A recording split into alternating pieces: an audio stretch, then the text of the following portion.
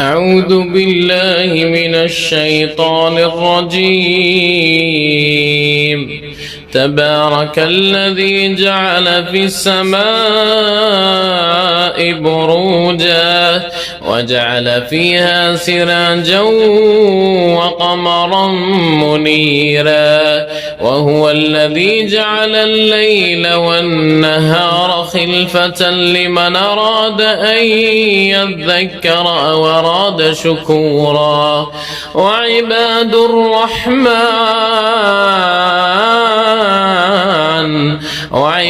الرحمن الذين يمشون على الأرض هونا وإذا خاطبهم الجاهلون قالوا سلاما والذين يبيتون لربهم سجدا وقياما والذين يقولون ربنا اصرف عنا عذاب جهنم إن عذابها كان غراما إنها ساءت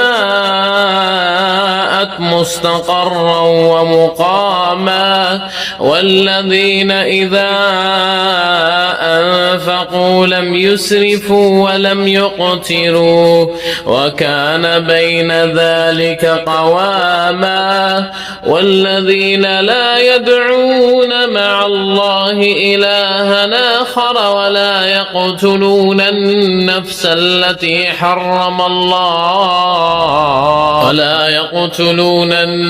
التي حرم الله إلا بالحق ولا يزنون ومن يفعل ذلك يلقى أثاما يضاعف له العذاب يوم القيامة ويخلد فيه مهانا إلا من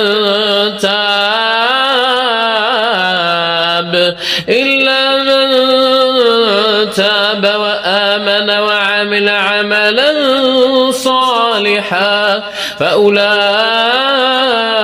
يبدل الله سيئاتهم حسنات وكان الله غفورا رحيما. ومن تاب وعمل صالحا فإنه